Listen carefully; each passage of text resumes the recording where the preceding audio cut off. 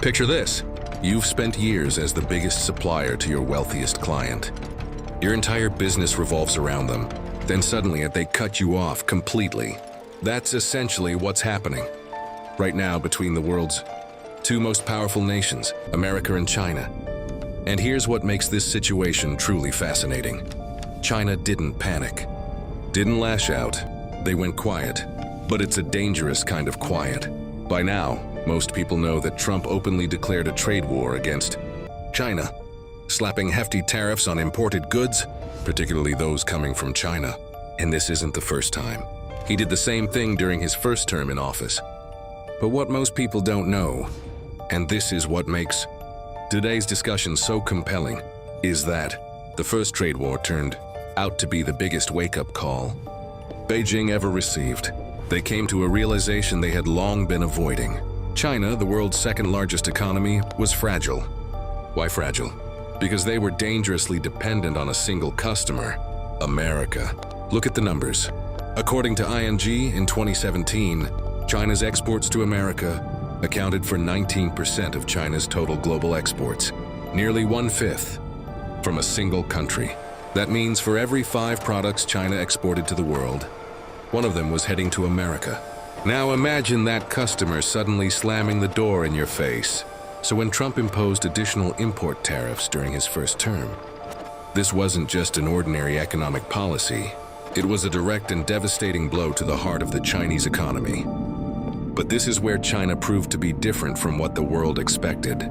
They didn't fight back with emotion. They didn't recklessly retaliate tariff for tariff. Instead, they took a step back, sat down, and began thinking long-term. They constructed what analysts now call a long game strategy, a carefully engineered plan to slowly but surely break free from that dangerous dependency. And this strategy, far more sophisticated and far more dangerous than America ever anticipated.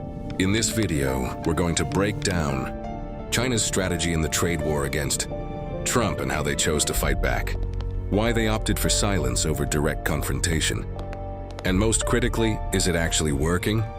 Let's get into it. Now picture this. Your biggest customer walks out. Domestic demand is collapsing. Prices keep falling instead of rising. The property sector is on the verge of explosion, and your factories are still churning out products that nobody is buying. For most countries, that's game over. For China, it became a turning point. The immediate impact of Trump's tariffs was straightforward. Chinese goods became more expensive for American consumers. Demand dropped. China's export revenue from America dropped with it. The data speaks for itself. According to the Peterson Institute for International Economics, by late 2025, following Trump's return to the White House, China's share of exports to America had fallen to just 9% of their total global exports. Remembers, in 2017, that figure stood at 19%. In just a few years, half of it had vanished. And from there, Beijing arrived at a conclusion. They could no longer avoid dependence on the US. Is a very dangerous thing. But China's problems didn't stop there. Domestically, the situation was equally brutal. Reports from the US-China Business Council revealed China was battling prolonged deflation. Prices weren't rising. They were falling. Sounds great for consumers, right? But for a national economy, it's a warning signal. When prices keep falling, people delay spending. They think, I'll wait, it'll be cheaper soon. And when everyone thinks that way, demand collapses. Production drops and layoffs begin. It gets worse. Analysis from the Rhodium Group showed China's property sector in critical condition, a bubble ready to burst. Properties sitting unsold, developers failing to recoup costs, debt piling up relentlessly. And on top of all that, China was still suffering from overcapacity, factories producing far beyond what demand could absorb. The combination of all this, brutal. Faced with this layered crisis, Beijing's leaders had no choice. They had to rethink everything from scratch. How do you stay profitable without depending on America? And the answer, it turned out they found one. Because despite the collapse in American exports, China was succeeding globally. Their trade balance didn't just remain in surplus, it kept growing. Consistently, even under the full pressure of Trump's tariffs. And the peak? By late 2025, according to China's own government reports, Their trade balance shattered records, a surplus exceeding $1 trillion in a single year. $1 trillion. A country supposedly in crisis, a country that lost its biggest customer, yet recording the greatest trade surplus in history. What was China actually doing?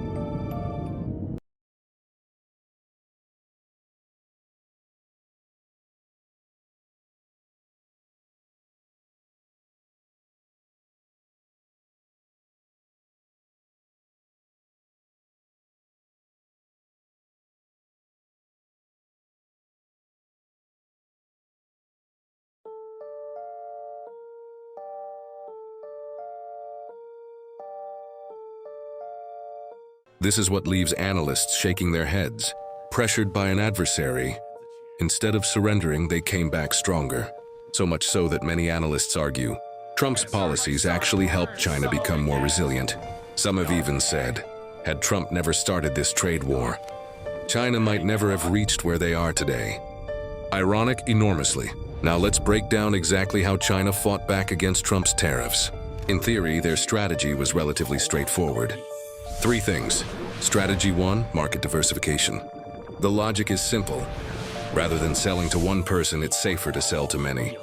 Rather than depending on one country, it's better to work with many. Simple, but powerful. And China actually did it. They boldly displaced America from their VVIP customer position and began targeting markets with far greater untapped potential. The results? According to RBC Economics, while exports to America fell, China's exports to ASEAN nations skyrocketed. They also moved aggressively into the European Union and major economies like India. And from this, China sent America a very clear message. The world doesn't belong to you alone. The proof? That record trade surplus of over $1 trillion built from customers that had previously been overlooked. Strategy 2, focus on essential products. If you want to sell what people need, not just what they want. And China holds one trump card that virtually nobody can match: rare earth materials. What are they?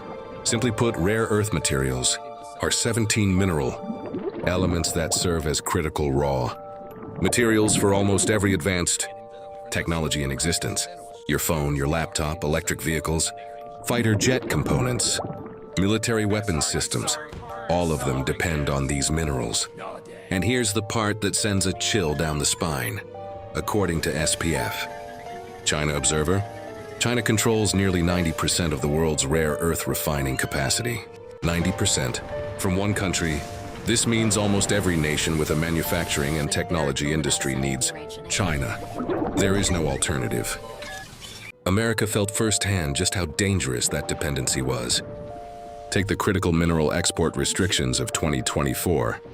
During the Biden era, America introduced policies restricting the sale of advanced chips to China.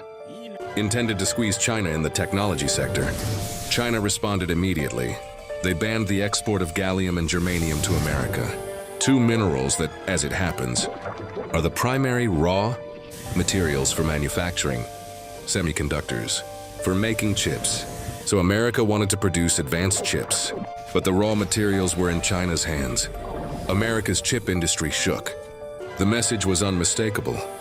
You may have the advanced technology, but what use is it when we control the ingredients? America set out to squeeze China. Instead, America got squeezed first.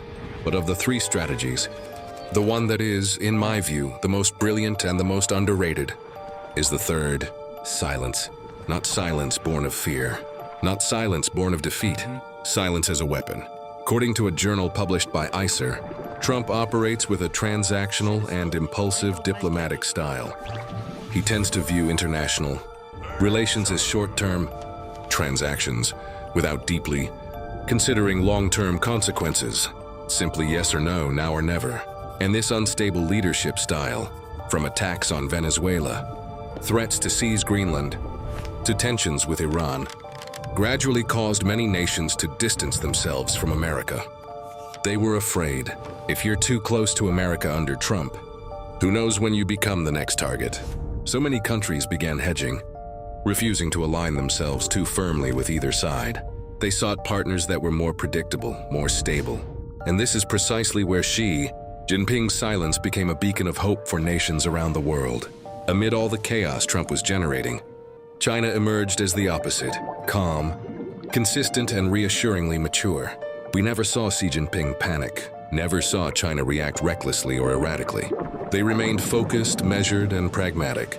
According to an article in Taylor and Francis Online, during Trump's second term, Xi Jinping consciously shifted his approach, stepping away from ideological confrontation and moving towards pragmatic trade negotiations. Why? Because China understood something Trump hadn't grasped. When dealing with Trump, the most important thing isn't winning the argument. The most important thing is giving him something he can claim as a victory. So China went silent. And Trump? He felt like he'd won. He claimed China was scared, China had submitted. Yet, without Trump realizing it, China's silence was quietly and steadily eroding America's own position. A checkmate nobody saw coming. So what is the bigger picture of all this? At first glance, it might appear that America succeeded. Imports from China fell. Objective achieved. But IMF analysis reveals a far more complex and far more alarming picture for America. Global trade fragmentation is becoming increasingly real. The lines are hardening. Trump's decision to go head-to-head with China has actually confirmed to the entire world. Global economic power is now split in two.